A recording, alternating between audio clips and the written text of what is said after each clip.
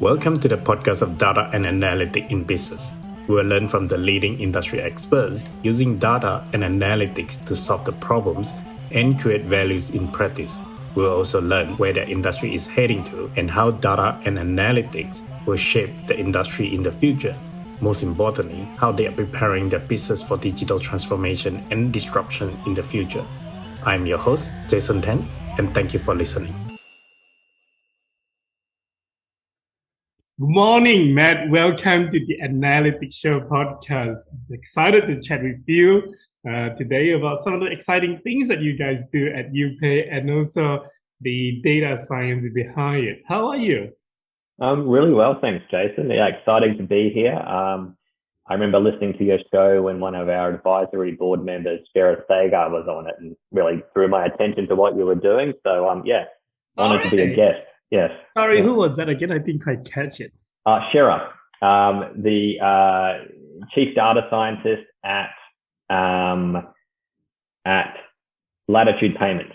He was on your show, or was he not? Oh, yes. Good. Okay, I'm glad we're referring to the Yeah, he's amazing. That's right. I remember when I was doing the research on YouPay, I did see his name. So we should totally get him to share this podcast when it is released, share it to his network as well. Now, that'd be perfect.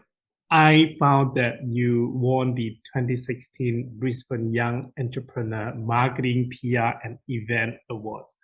That was back in the 2016. But can you please tell me a little bit more about this award and what was it like for you? And congratulations, by the way. It's 5 years late, but nevertheless, congratulations.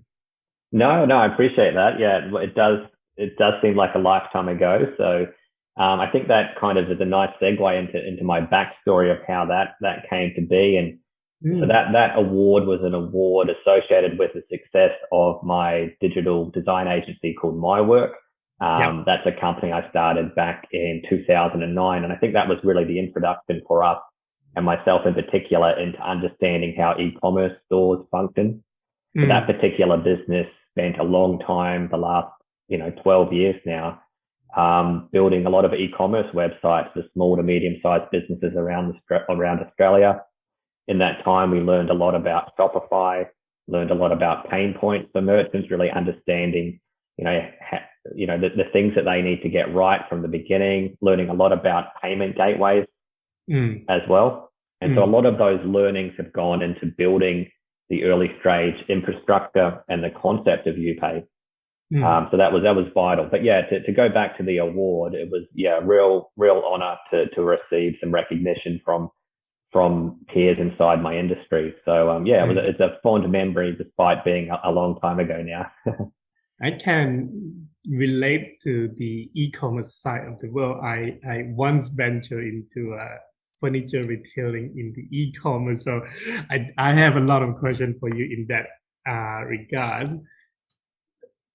On the note of that award, was that a particular person that you still want to thank them for supporting your journey and along the way, up and down, and someone that you still want to probably thank them just for the second time? That's actually terrifically relevant because from my recollection, a close friend, but also business colleague, and actually the chairman of YouPay, Lou Jury, I believe, was on the panel for that award. So I have taken the opportunity to thank Lou personally, but to thank Lou publicly, this is, I guess, the forum to do that. So big shout out to Lou, who has been a big supporter of myself for a number of years. So the backstory there, dating all the way back to 2009 when I started the web design company called My Work. Myself and Dan Brett, my brother-in-law, we started that company building small websites for small businesses. So like tradies websites. We were selling websites for $150 per year. So basically a no-brainer for any business. Yeah.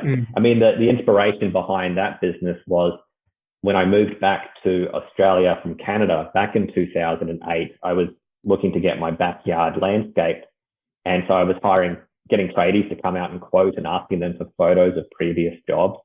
And they were still having to go out to the back of the car and bring in the old photo album to show me photos. And I was like, well, why don't you have a website?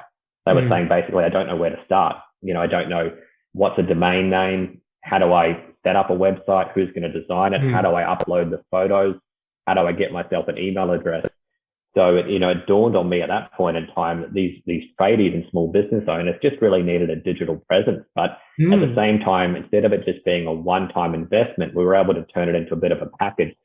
And although, of course, you couldn't really build a long-term business off of $150 per year in revenue, what we did build is this amazing community of small business owners. So it was basically, very quickly, we had thousands of clients and small business owners who were then depending on us for their digital presence. And bringing this back to my connection to Lou, obviously back then it was all a journey of small business owners kind of learning and navigating how the internet worked. Yes. So we would build them a website. So say if we built a website for a landscaper, they'd say, I love the website, it looks awesome, and now I can see all of the photos of my previous job. But I just typed in landscaper Brisbane into Google and I didn't come up. We would obviously have to say, well, that's another part of your website journey. That's SEO. Yeah. And so Lou had just started a digital marketing agency called Reload Media. And so we became one of their first partners, where for a period of time there, especially for these small businesses, my web design company would do the web design element, build the website, and very quickly introduce them to Reload Media for the SEO component.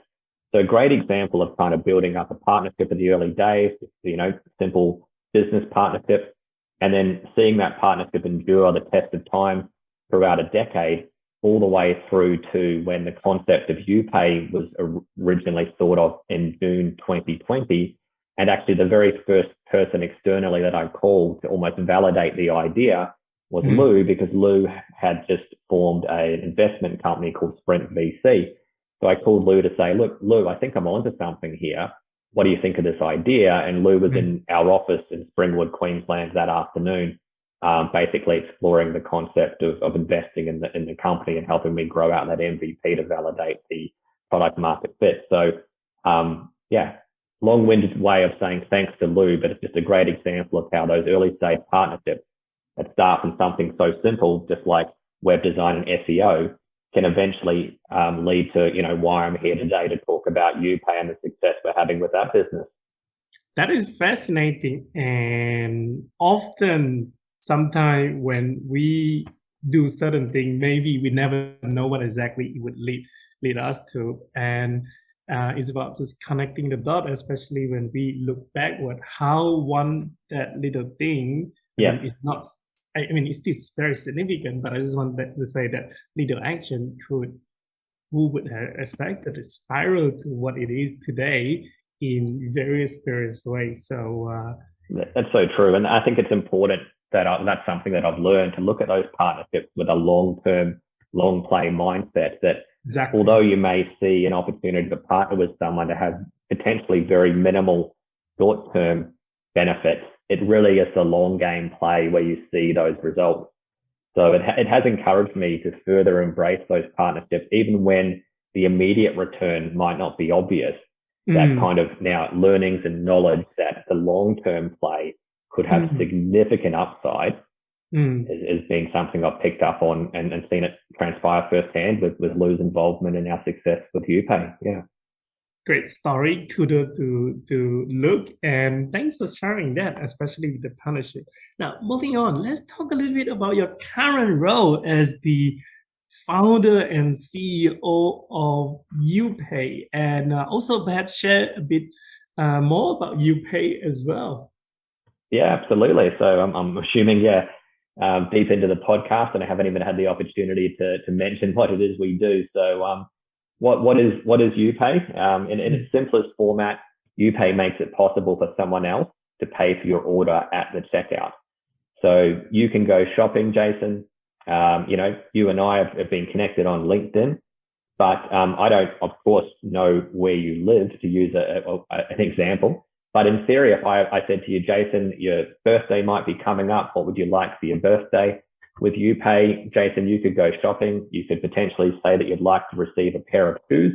You could pick out that pair of shoes from your favorite retailer, populate all the important personal information, like, of course, your shoe size, of course, your shipping details, get everything ready to go. Maybe you're even a VIP customer of this particular retailer and you might be earning loyalty points.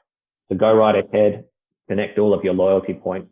The only missing piece of the puzzle is the final step in that shopping journey, which is the payment, which already I've indicated that I'm happy to do because I'm looking to buy you a birthday present.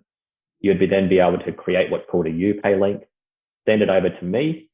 And obviously we live in different parts of the country. Doesn't matter where I am. It could be any part of the world. I can then make the payment, and then the retailer would be able to go ahead and disperse that product to you. And the benefit for the retailer is that they've actually acquired 2 customers for the price of 1. So thanks to Jason getting that pair of shoes for his birthday, and that potentially being your favorite retailer, now all of a sudden Matt is a customer of that retailer because I've been brought into the equation because Jason wanted that pair of shoes. So that's YouPay in its simplest format. That really is just the tip of the iceberg as to what we're doing, but I'm sure we'll get to that as we talk further throughout this podcast. Yeah. Fascinating. I got a dumb question though. Instead, why is it not they pay instead of you pay? Because it's the third party paying, right? Well, it always depends on how you're phrasing that.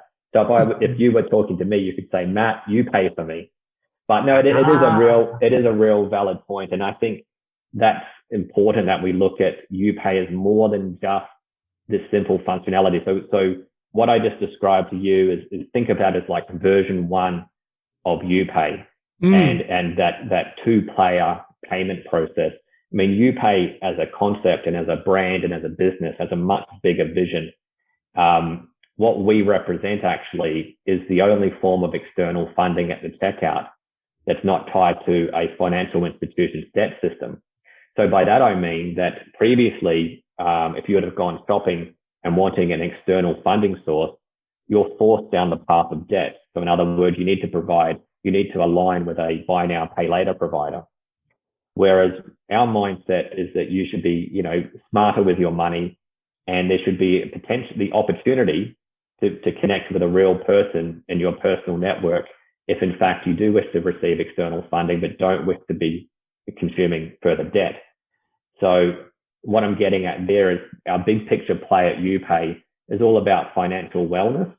So then harping back to the name of YouPay, it actually starts to make more sense when we talk about why don't you actually start using real money rather than always, going down the debt path. Why don't we look at a smart conversation around financial wellness where you do actually pay with real money and make smarter decisions? So it's all about you and the way you pay, and then the name starts to resonate a bit bigger. But, it's one step at a time for us, and this kind of 2-party payment system that we're introducing, we're seeing amazing early stage traction and numbers, demand from merchants. We've got 250 merchants on a wait list. We're launching in new stores at a rate of about 2 per week, looking to accelerate that quicker as well. So, and seeing some really exciting numbers coming through from customers as well. So there's a big picture vision for the business, but at the same time, we're respectful that it is a long play, but we're moving as quickly as we possibly can with these early milestones. Before we go down to the details of the number and all the mechanics, was that what you just described to me? Was that how the concept and how the company was born? To say, hey, I don't want to necessarily always go down to that.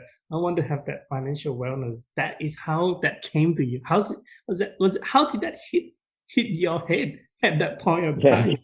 No, yeah, that's so true. So the origin story of YouPay is very, very simple in its premise. So what occurred was during one of the many lockdowns here in Australia during the pandemic in June 2020.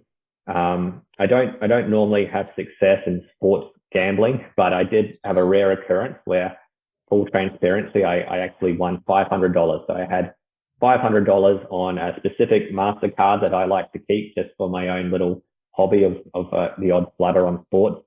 And I said to my wife, I said, oh, look, I've won $500. Why don't I buy you a gift? So she said, oh, okay, let me pick something out that I want. So she grabbed her phone, went shopping at one of her favorite retail stores, one of her favorite e-commerce shops, and she started populating her cart with a product. And she got all of her kind of shapes and sizes of this item that she wanted just right. Like I said, got all of her loyalty points hooked up. She's like, look, I've picked out exactly what I want. Why don't I transfer my cart over to your phone and then you can make the payment, since you're so nice to be offering to do exactly that. But then, being from a technical background myself, I immediately realized that particular shopping session, from a technical perspective, existed only on her device. It was literally impossible for her to transfer that over to my device. I would have had to have started all over again. I would have had to have asked her about which product she picked out, what size, what shape, what color, etc. I would have had to have actually kind of awkwardly logged into her account in order to get her loyalty points hooked up. So because we were in the same household, I actually just grabbed her phone, punched in my MasterCard and said, there you go. I've made the payment, looking forward to, seeing the gift come out to you. But then it dawned on us that really, especially during a lockdown, I was literally the only external person in the world who could have completed that transaction for her if it wasn't to be herself. If there was to be a scenario where maybe I wasn't in the same household, maybe it was, a friend or a family member of hers that wanted to make that payment, it really would have been impossible. So it dawned on me that there wasn't anything like this on the market. So because we had that web design company ticking along in the background, building e-commerce solutions, and a ready-made database of literally thousands of active e-commerce merchants at our disposal, we reached out to one of them in particular, an appliance store called Appliance Central, pitched them on the concept. They were immediately on board. We built an MVP within the space of 2 weeks and launched it. We started to see immediate results with actually their abandoned cart rate starting to reduce, and a whole new segment of customers actually able to make a purchase. That was really compelling. But this big picture concept of being the only form of external funding at the checkout, not tied to financial debt system, kind of spawned out of the realization that we'd built something much more than just a handy tool at the checkout. So my use case of making it easier to pay for my partner's gift was actually just a very small use case. It was the bigger picture play that made us realize we were onto something much bigger here. And it wasn't just going to be a little plugin at the checkout. It was actually going to be an entirely new payment segment. So by that, we mean that there's currently 2 payment segments on the market today. There's instant payments that have always been there, like Visa, MasterCard, and PayPal. More recently, there's been a second payment segment, buy now, pay later. And now actually what we're doing here at YouPay is introducing a brand new third payment segment we're calling shared payments, where, as I mentioned earlier, a real person in your personal network can pay for you. And that was the big moment that we realized, this is actually a really big deal here. Looks like Star just aligned up for you for all the things for this to come together. I probably will just point out the other thing that where the stars is really lining up is that I think in the context of Australia or developed country, personal saving is never really high in the agenda. And I think perhaps where we have gone through, especially over the last 20, 30 years, and even more importantly is over the last 2 years, that seems to be really kicking the whole thing for this to come together as well, where a little bit of spending from someone else as a gift is just so good. That little bit of support, and it's all about the option being there. So that's something we always like to make clear, is that we actually complement pre-existing payment providers and we don't step on their toes. So we're not here today to try and remove PayPal or Afterpay from the checkout. That couldn't be further from the truth. We're actually just there to fill the void that's presently being left. And that void is actually a void that's about 80% of all carts, because if you look at cart abandonment rates globally, only at a screaming top 20%, sometimes less, depending on what statistics you want to believe. But let's say 20% of carts are successful. 80% of the time, a cart is abandoned. And so to have that additional option sitting there that says, look, if you're not going to be paying for yourself or you don't wish to go down the debt path with a further buy now, pay later transaction, there is actually a way to have someone real that you're connected to assist you with this purchase that you're about to do today. It's just an option that's presently lacking, which is exciting. And it helps us. I know a lot of companies come out and claim to be disrupting the payment space, and then they make big, bold assumptions or big, bold claims that they're going to replace PayPal and become the bank of the future. That's not what we're saying. Of course, PayPal and Visa and MasterCard and buy now, pay later will continue to dominate as amazing transactional payment gateways and payment systems for years and years to come. We're just saying that there's this massive big gap in the market that hasn't been realized or filled, and we're trying to take care of that big gap. So that helps a lot, not just with the value proposition of our business model, but also when we're pitching our product to merchants. We're not going to be stepping on the toes of their pre-existing payment providers. Actually, what we're going to do is just go out and find brand new customers and pump them through their pre-existing payment providers. I agree. So you spoke about the credit card, PayPal, buy now, pay later. Why do you think the debt-based payment of those, like the credit card or the BNPL, are so popular when paying for items online? Oh, it's almost like their alignment. It's the fact that those products align perfectly with the human impulse and desire for immediate return. So in other words, it's the concept of, here's a pair of shoes, and this pair of shoes costs $200. Naturally, a human being thinks, oh, well, that's going to take me a long time to get $200. But then when it says you can have these shoes for only $50, the impulse of a human being is, well, I want it now, and here's a way for me to receive this now. Now, if that's the only buy now, pay later purchase you make that week, and that's the only buy now, pay later purchase you make over a 6-week period as you repay that $50, and that's been a terrific decision that you've made to split that out.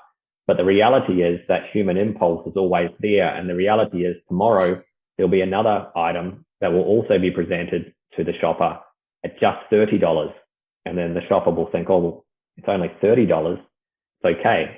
And the next day another $20, the next day another $50, and all of a sudden, although you've been able to budget that combined $150 in this week, can you truly budget that $150 in week 4 and week 6?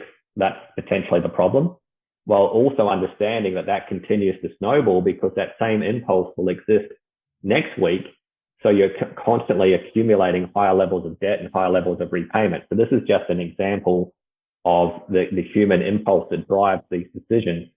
And I think that's why it's so popular. And that's why it's such a massive enabler for merchants, things like Afterpay, because of the way it just delivers that immediate satisfaction of being able to get the item right away, which, like I said, if you manage that appropriately, it's a terrific solution. If you find yourself struggling to manage those repayments, it can really be a real problem.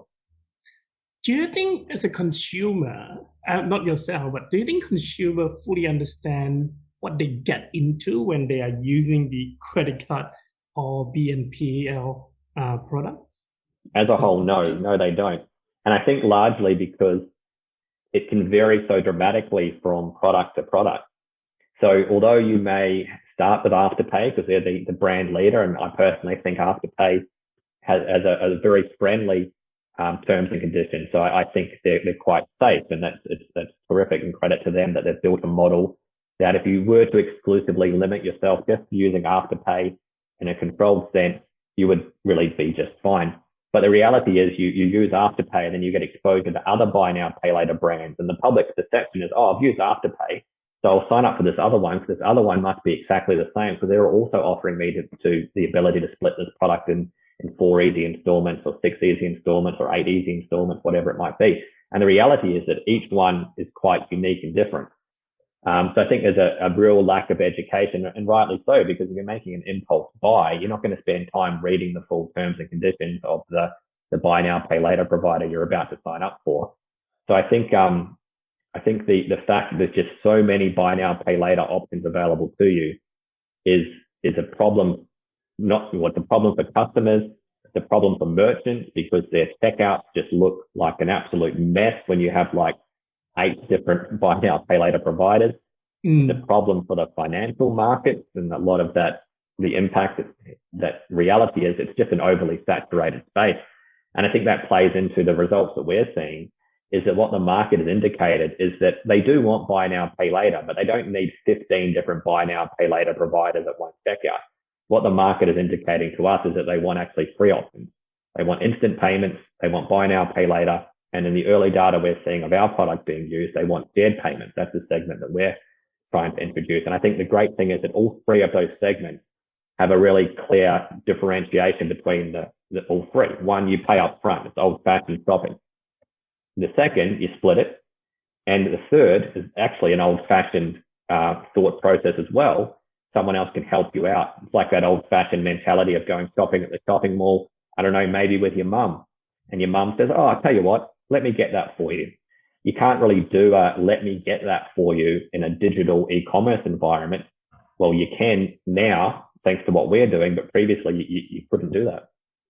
Fascinating. And maybe that's just another startup idea in there, which is one button that to replace all the BNPL different options that is available in the market.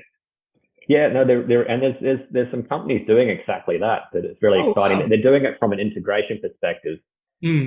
And the name escapes me. It starts with an O, but whether we can look that up after this, I'll get it right. But they're really impressive because obviously also from a merchant perspective, correct, when integrating all of these technologies being individual projects can be a really big burden for the development team at a merchant.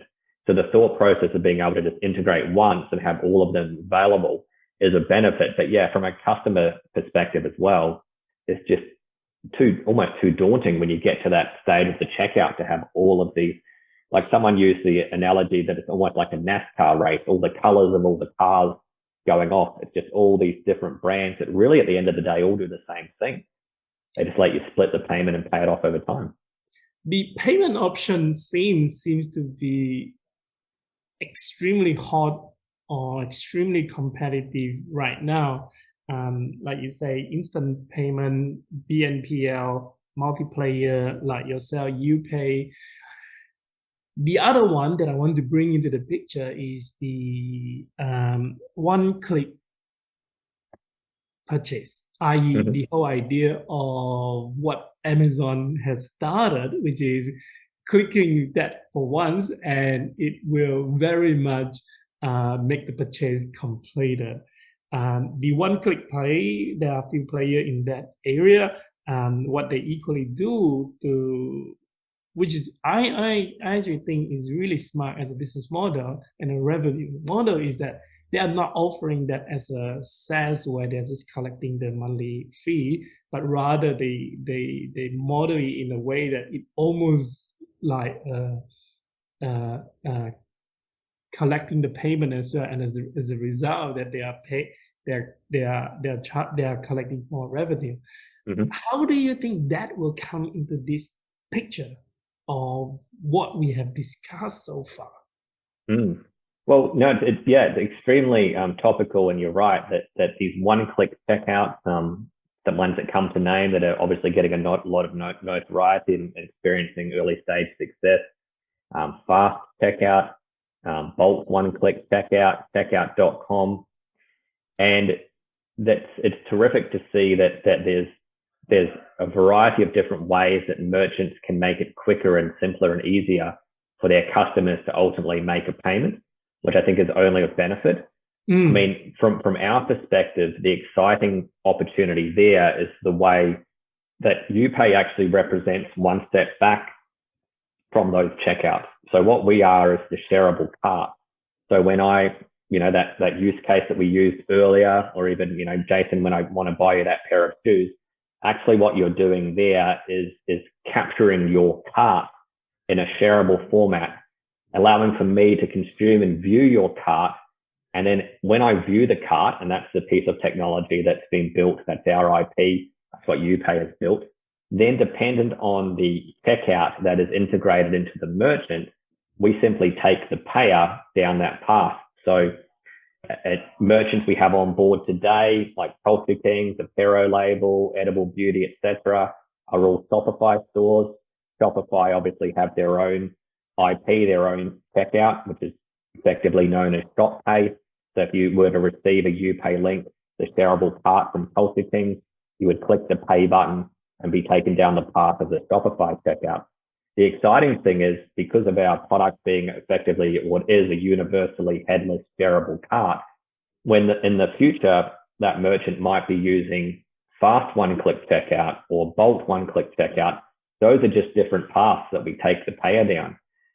So from our perspective, I think the more the better that from checkouts, and I think the checkouts, to go back to your original question, can help assist in consolidating those payment options, because the checkouts can dictate whether or not, after you proceed to the checkout, hopefully those checkouts make it simpler for the customer. They just make it clear that with one click you can make payment with your credit card, or with one click you can then choose Afterpay, as opposed to, you know, receiving visually 15 different payment options. I think it's good that there's going to be different types of checkouts on the market that can be driven by the knowledge that if you are truly to be a one-click checkout, it is probably in your best interest to streamline the choices for your customers, which I think will be a positive step in relation to trying to reduce the amount of clutter at the checkout when those payment options are presented. Any other payment method that you would like to see become a bit more common at the e-commerce checkout? Or maybe is there any other payment method that we haven't covered so far? Well, I think we've been pretty exhaustive in that I believe that I believe we have. I mean, to throw the question back on you, do you see other payment methods on the market today outside of, you know, there's credit and debit cards? Actually, you know, there is one here in Australia that I should mention that will be getting a lot more exposure, and that's the NPP or commercially Pay ID and soon to be Pay 2, which I think aligns perfectly actually with a big part of our roadmap at YouPay, because effectively, in a nutshell, for those who aren't familiar with Pay ID or Pay 2, it's just an incredibly convenient and easy way of using your real money in your actual Australian bank account to do digital commerce. So there's a huge opportunity there, to state the obvious, to have that tied into e-commerce, because instead of it always having to be a MasterCard or Visa rails or an Afterpay payment, you could actually basically just say, I'm going to use the $15 in my ANZ bank account, and that connection occurs through Pay 2. So for us at YouPay, what that represents is a terrific way to ensure there's the full cycle of a debt-free experience in place, because right now what we're able to execute on in the very early stages of YouPay is the ability for a shopper to go shopping and choose a way to connect with a real person in their personal network to make the payment for them. So by doing that, we're protecting the shopper from having to go down the debt path. Where we haven't fully executed on, of course, and where the opportunity lies and where we are going to be going, is ensuring, of course, that we are able to offer a debt-free option to the payer. Because if the payer has the convenience of paying for their friend's order, but the payer elects to use, I don't know, a MasterCard with a 19% interest rate, that's not exactly, executing on our vision of a debt-free economy if the payer is consuming a 19% interest rate. But going back to my point there of NPP and Pay 2, if Pay 2 is presented to the payer and encourages the payer to use their real money from their real bank account, for us, that's the full circle. That's us ensuring that the shopper is protected from debt, and also the payer is also protected from debt. So I think hopefully with that, I know that Pay 2 is coming online, I believe, in July. I'm really looking forward to seeing how that can play out, especially in this Australian market. And I'm assuming there's going to be similar levels of innovation overseas, but obviously in this neck of the woods, that's going to be really interesting. I think one company that springs to mind when you talk about the Pay 2 is the Pay 2 option, or the NPP, is the paper plan. Yeah, Simone's company, yeah. Yep. Joy is a lady, acquaintance that I have met a few years ago. Mhm. And who is also the chairman of the FinTech Australia, I believe. Simone Joyce. Yeah. Yeah, terrific individual, and yeah, really inspiring. And yeah, I think what you're about to mention is their alignment with Commonwealth Bank.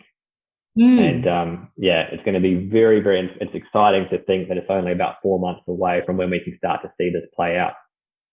So now it's going to be exciting to see that happen. So we understand about checkout option and all of these things in place with all of those contacts.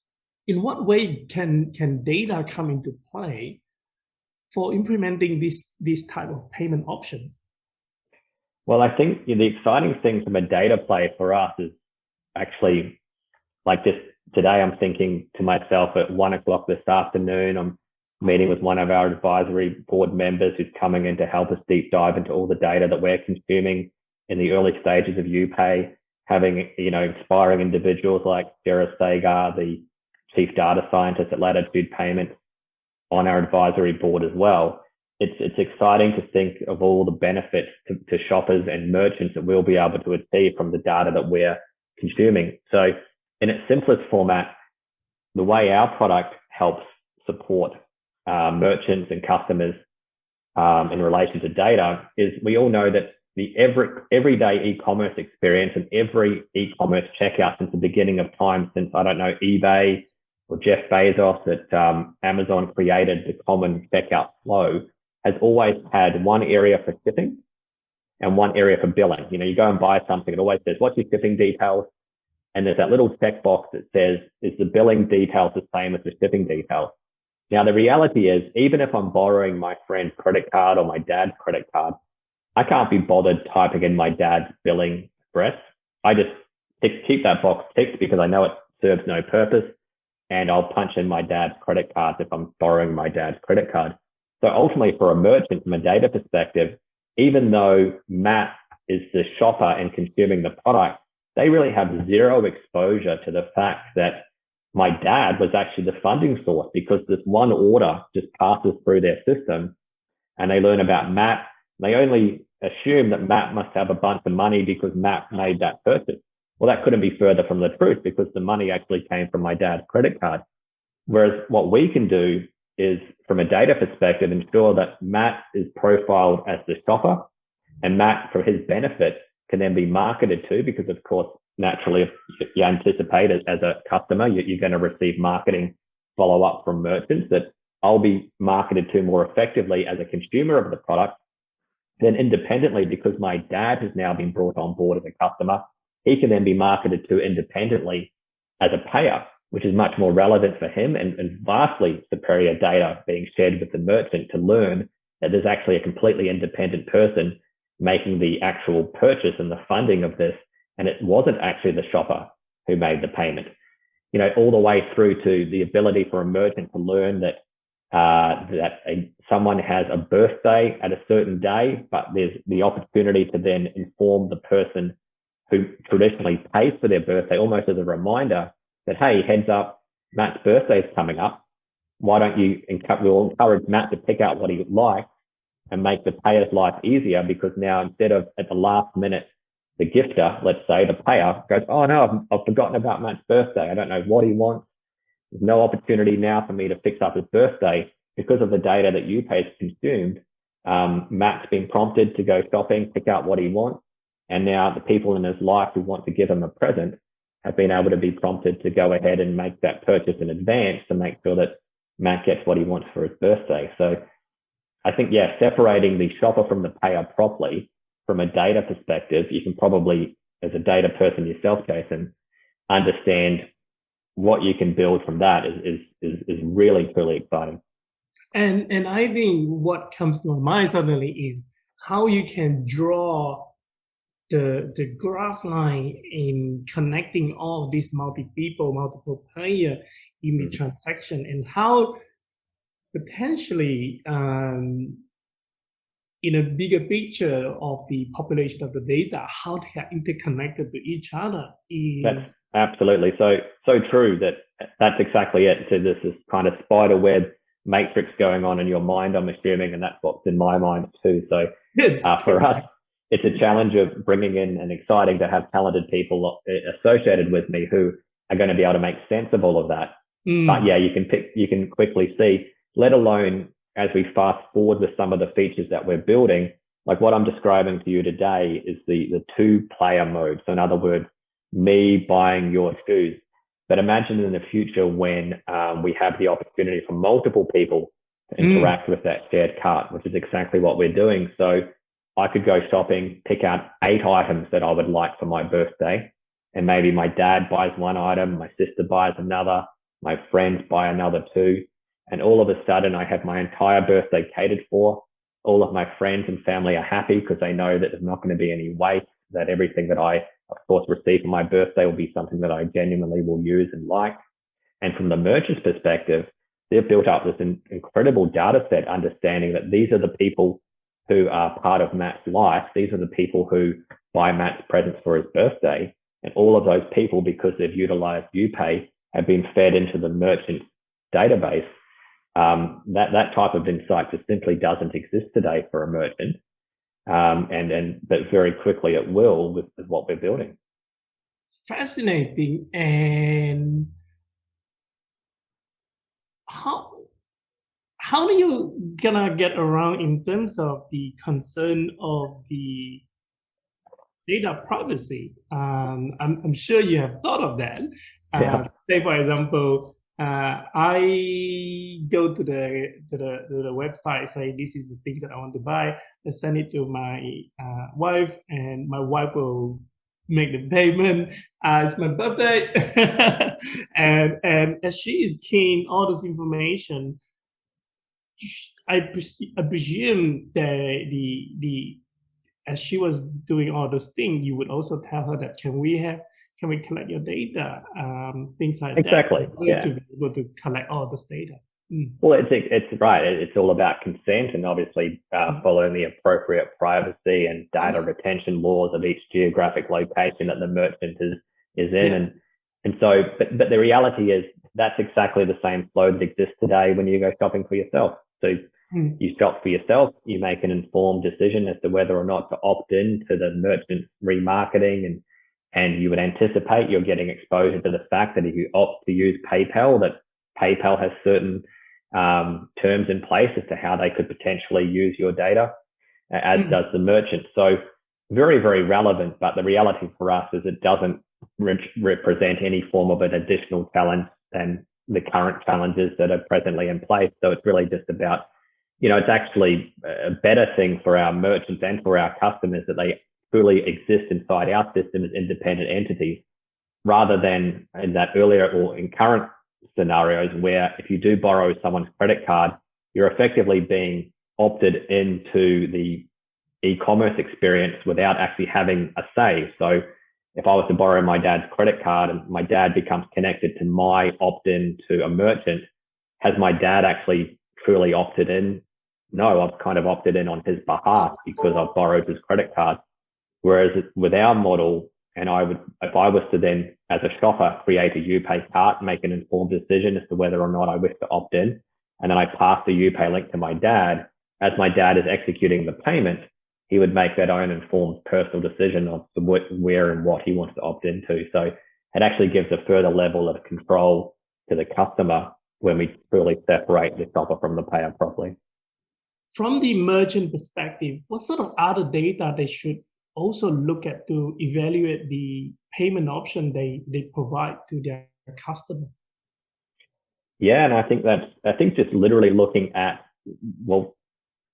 getting a little bit of an insight into our merchants' information is, it's very clear that, harping back to the buy now, pay later space, that in a lot of the respects, what we're seeing is that Afterpay truly and utterly dominates that space in the Australian market. And the other ones are just playing for a real distant second when it looks at, so Afterpay is often a very, very dominant payment option in a lot of retailers, of what we're seeing. And there's others that you'd almost argue serve very little purpose and could potentially just be introducing some level of complexity and uncertainty in the buying journey by presenting, instead of being able to, in my mind, you should really present, as I've said earlier, just three options. You should have instant payment options, buy now, pay later, and shared payments is what we're doing.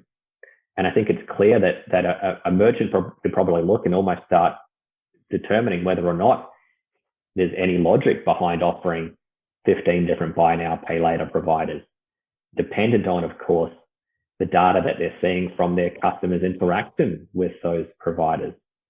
I think that would probably be one of the key learnings that I'm picking up on personally, starting to work closer with our own merchants. Yeah. One thing that sometimes I feel like I am seeing in the market is payment. It is almost becoming a commodity. Obviously, with the innovation of like the BNP or the new financial product, the multiplayer shopping like yourself, these are the new innovation for the retailer or the merchant. But otherwise, payment is almost just a commodity. And that is why in the older days, everyone is very much just fighting for the price. Mm-hmm. My question for you is, as someone who has started the company in this space, how else can payment fintech people like yourself provide more value-added service to the merchant? Yeah, that's a really valid point, that looking beyond the actual payment itself and the price point and how can you add better value to the customer is a really, really compelling challenge and very topical for what we're doing. And I think from our benefit, being able to profile to have a two-party payment system in place for the first time and distinctly profile the two completely different mindsets of these two people can help us better position the value that we offer to each. So the obvious value to a shopper is just the old-fashioned fact that they're going to receive a product. So that's already value in itself. But for us, what we're learning is we also need to demonstrate value to both customers, both sides of the market. So the both sides of the market, the other side of the market for us is the payer. It's a bit like Uber needed to demonstrate the two-sided market. They needed to demonstrate value to the drivers, but they also needed to demonstrate value to the riders. So I think right now, potentially that the market and the payment options are good at demonstrating value to a shopper, but not necessarily demonstrating any value to that separate entity, which can often be another person in the payer. So ways of rewarding customers for smart financial decisions could be of benefit.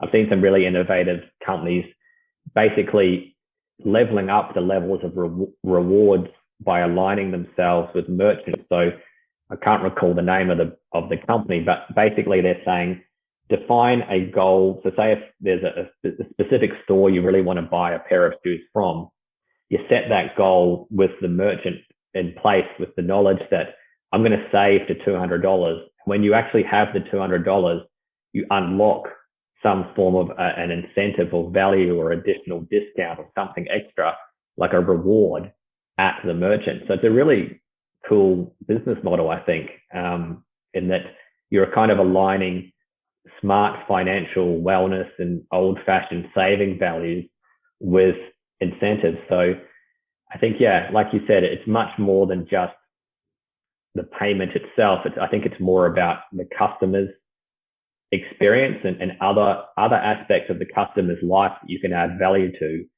outside of just the execution of a payment.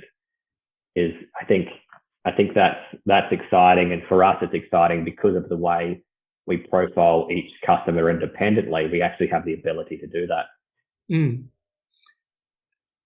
How would data science contribute to these value-added service then?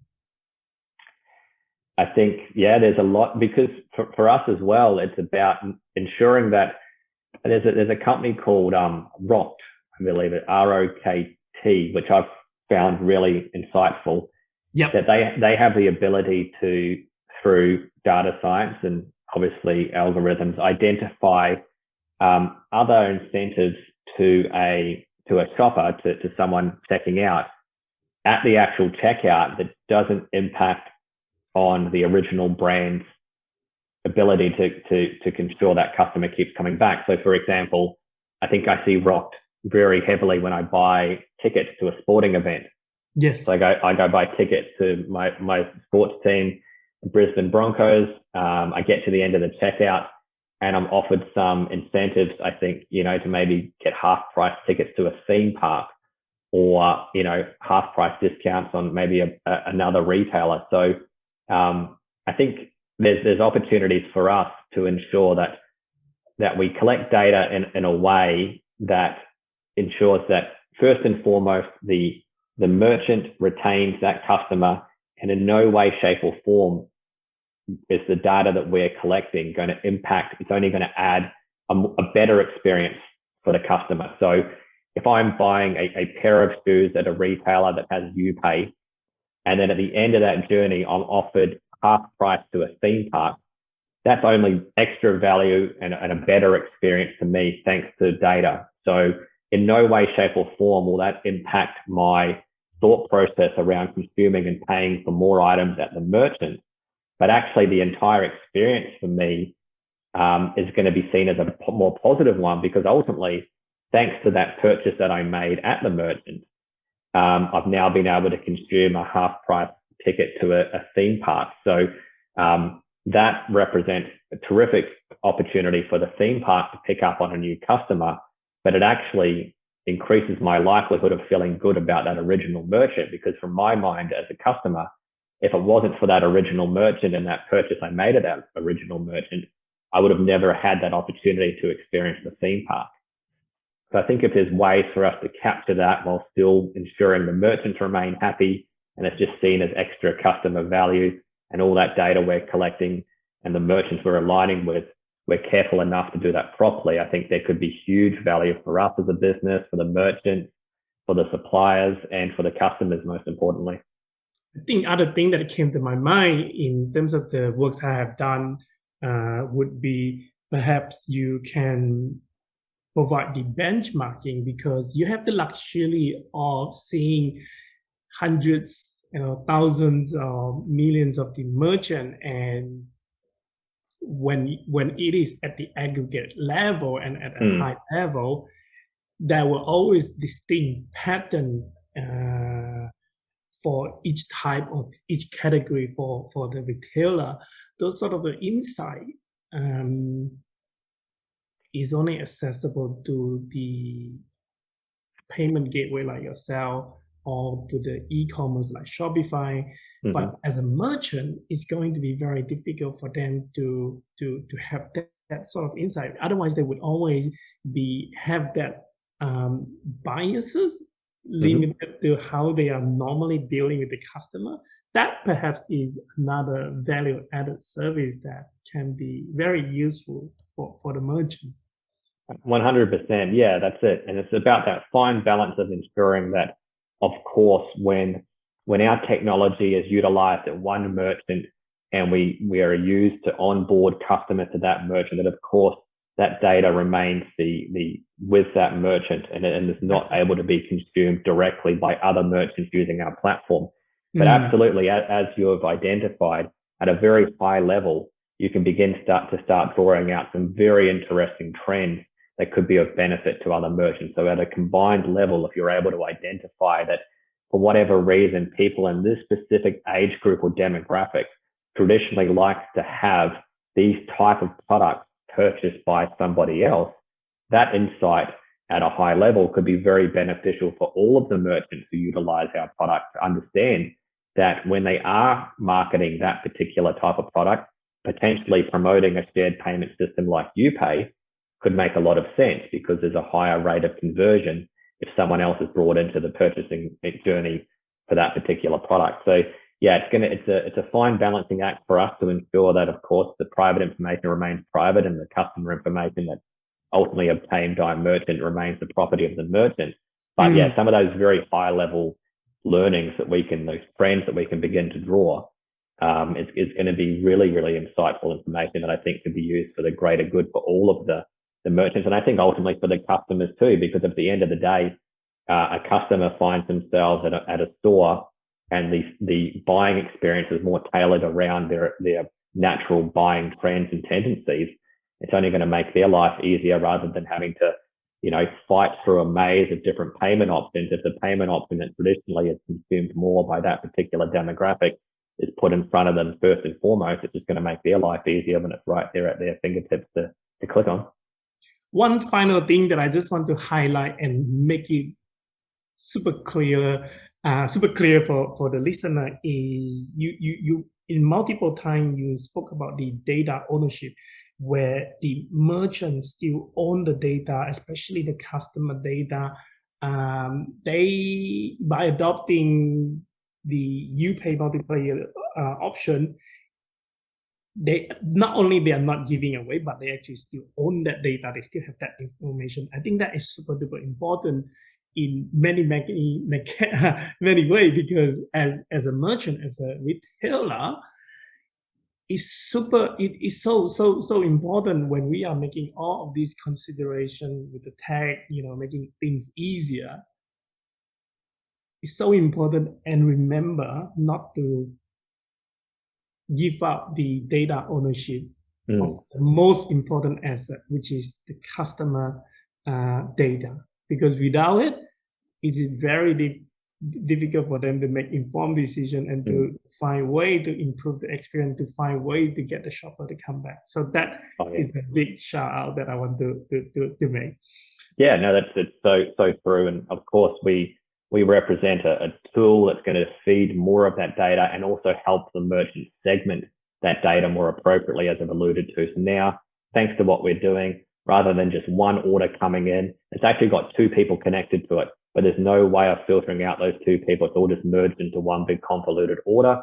Our technology genuinely separates the shopper and the payer, allowing the merchant to build out a database of payers that they can market to and segment and identify as people who spend money, and then have a completely unique segment of consumers, recipients of the product, the people who receive the product, and market to them independently as well. But you're right, and that's a big powerful thing about our product from the get-go, and we've deliberately made it so because by feeding all of the customer data into the e-commerce platform of the merchant, it also allows for the merchant to immediately continue using all of the pre-existing tools that they're presently using to market. So instead of YouPay having to go away and build, say, a MailChimp or a Klaviyo integration and do that as a completely separate initiative, by simply feeding all of these customers into the Shopify platform, for example, immediately Shopify supports MailChimp, Klaviyo, ActiveCampaign, etc. So immediately, despite YouPay only being a new business, immediately the merchant can go ahead and start marketing to these two unique segments that we're pumping in, using all the pre-existing tools they've been using for many years. And whatever the setup integration that they already have, it just continue to flow. Yeah, exactly right. That's been hugely enabling, and a big reason why so many merchants have said, let's do this, because they don't see it as this big kind of integration undertaking to completely reinvent the way they do things, even all the way through to the way a YouPay payer is fed into the pre-existing payment gateways. It means that from a settlement perspective, they're still receiving the funds through the regular bank accounts and settlement records. So there's not this whole new accounting process that needs to be undertaken. When you integrate YouPay, it just feeds into the existing system that's already in place. Exactly. From the data analytic within, say, data analytic guy who work for the merchant, one less data source to worry about. Exactly. Yeah, it's feeding into the existing flow and just allowing for that data person to then just be able to then truly differentiate and further segment the data that's coming in. So it's always seen as just an enabler, an expander, an accelerator of something that already exists, which has been terrific. Because I think I mentioned earlier, a lot of businesses say that they're going to disrupt things. They're going to change the way banking's done. They're going to replace PayPal. They're going to replace Afterpay. That's not what we're doing. We're just complementing them and helping the merchants better understand their customers. Well, to conclude this, I have two final questions for you. First one is, what is your most important first principle? That one's an easy one because I've experienced it firsthand. It's the old family first, work-life balance mantra that really understand your why. As much as we all spend time, and it's very, very in vogue, I guess, for a company to have their why. My principle is that everybody who works for me, and myself included, needs to understand their why. Why do you work? Why are you passionate about this? And ensure that you align your personal motivators and values and goals with the values and what you can get from the company. So, I obviously I put my family first, and what I see, apart from the obvious of working hard to provide monetary support for my family's well-being and health, is my thought process around with young children. My oldest boy being 12, I've got a 9-year-old girl and a 7-year-old boy who are going to grow up very quickly and become consumers. I'm driven by the fact that I want to make sure that when they're being exposed to the checkout, instead of having the only form of external funding being tied to a whole bunch of random financial institutions from around the world, I want them to feel confident that if they do wish to reach out to me and see if I'd like to make a payment for them or assist them at the checkout, that there is actually a tool there to make that happen. So, yeah, I think that the principle is just to really, really make sure that where you work aligns with your own personal values, so that when you are spending those late nights, burning the midnight oil and working hard, that it all kind of comes back to why you exist as a human being. What is one book that you have read and thought it would have been better for your younger self to have? Well, I'm not a huge reader. I'm more of a podcast person. So in actual fact, I'd probably say almost forcing myself to read books at a younger age. I almost wish my younger self was able to consume audio books and podcasts. So it's almost like my thinking on that is taking it one step higher.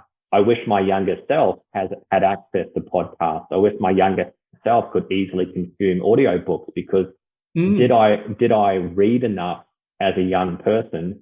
Ultimately, no, but I didn't have the luxury that I do now as a 39-year-old fully grown man, that I can now consume all of my content from these little things in my ear and just be learning and really enjoying learning, listening to, podcasts like yours, and listen a lot to 20VC. Harry Stebbings' stuff is just awesome. And for where we are as a business in a heavy growth stage and really working out the foundation of our product-led growth initiative, Harry's podcasts just speak to me so directly. It's ridiculous. So I'm enjoying listening to them, and I'm literally learning. So yeah, I wish my younger self could have just consumed audio the way I can consume audio today. Yeah, I certainly agree. Now I consume audiobook a lot more than the physical book. I still like the touch and the feel of it, but the audio is so much more convenient, and sometimes I could listen to it 10 times over the life. Yeah, that's so true. And it's just like anything, it's about having that option now. Yeah, of course, there's still going to be generations of people who love to climb into bed and read a book. That's what my wife does, and she's never going to change that. She still listens to podcasts, but just having that option now, that for whatever reason, you have individuals as young people, this is myself included, just never got into books. It just didn't suit the way my brain works, but it just meant that, okay, I just couldn't really consume much when I was younger because I wasn't a big book person, which, like I said, I just wish that these existed right now, because I would have consumed so much more media if I could have just popped a couple little AirPods in my ears and been listening to podcasts around the clock.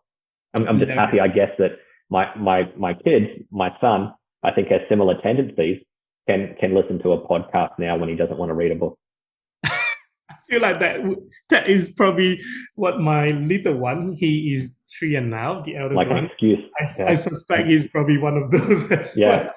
You got to be wary that it's not an excuse just to get out of reading books, but at least he has that option. Yeah. Exactly. Well, thank you so much, Matt, for sharing a lot of those things. I certainly have learned so many new things today.